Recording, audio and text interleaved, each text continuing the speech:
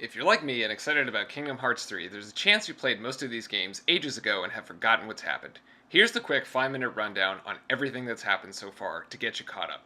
Our main story begins with the events of Birth by Sleep, where we meet our three heroes, Aqua, Terra, and their friend Ventus.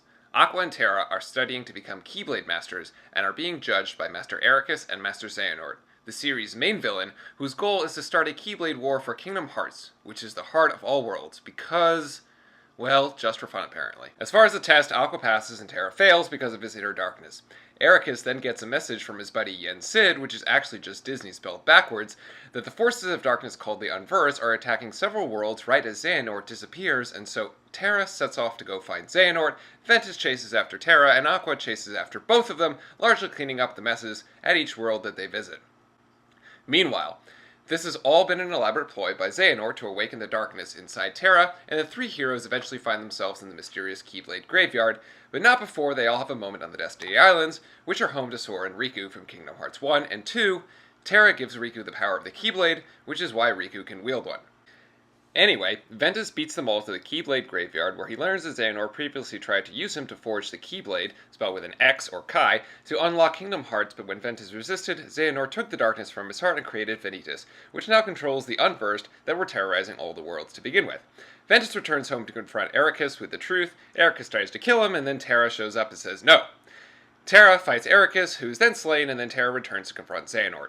During the final battle, Terra attempts to defeat Xehanort, but succumbs to the darkness, allowing Xehanort to fuse with Terra, creating Terra Xehanort.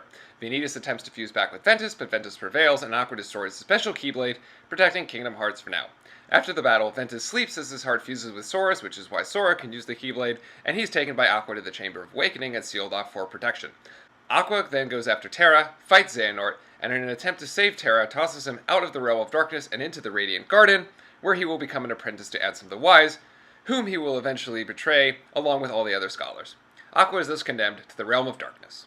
Fast forward 10 years, and we find Sora, Riku, and their friend Kairi on the Destiny Islands. Their own world is soon consumed by darkness, and monsters known as the Heartless and our heroes are scattered. In an effort to find Kairi, and also King Mickey, who has now vanished on an important mission, Sora teams up with Donald and Goofy, and they visit multiple Disney-themed worlds, teaming up with classic Disney characters, and beating classic Disney villains, all to seal off the worlds from the darkness as they go. In the meantime, Riku is being manipulated by Maleficent, sound familiar, and everyone eventually makes it to Hollow Bastion, where Sora and Riku fight. Sora wins, but then uses the Keyblade on himself to release Kairi and the 6 other Princesses of Heart's heart, thus restoring the light. Sora turns into a Heartless for a moment, but Kairi brings him back with her light, and then our heroes venture off to find Riku, who has been possessed by Ansem, the Seeker of Darkness. They defeat Ansem with the help of Mickey and Riku, but Riku ends up remaining in the Realm of Darkness. Sora is then lured to the Castle Oblivion by a mysterious organization called Organization 13, which is an organization of what are called nobodies, which is what happens when a powerful individual dies and their heart is separated from their body. Org 13 tries to steal Sora's memory so they can use his Keyblade powers for themselves to open Kingdom Hearts and make themselves real people again.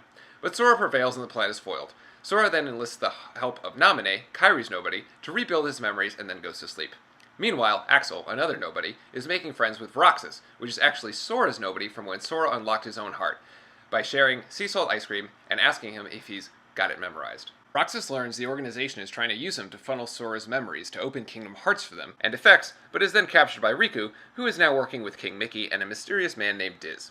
They try and use Roxas to help restore Sora's memories, and eventually Roxas fuses back with Sora, causing Sora to wake up.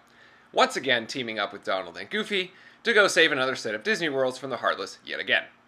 Turns out the whole thing was a setup, as Org 13 was using Sora to defeat Heartless to release hearts, and they're actually being led by a nobody named Xemnas, who is actually just another form of Xehanort. Sora fights his way to Org 13's home in the world that never was, storms the castle, teams up with Diz, who's actually Ansem the Wise, who wants to fix all the wrongs his student Xehanort caused, and then finally Riku. Together they defeat Xemnas, and Kingdom Hearts is safe once more. Sora, Riku, and Kairi make it back to their home only to be called back by King Mickey in order so that Riku and Sora can team up and take on the Mark of Mastery exam, where they must awaken 7 sleeping worlds that are all dreaming.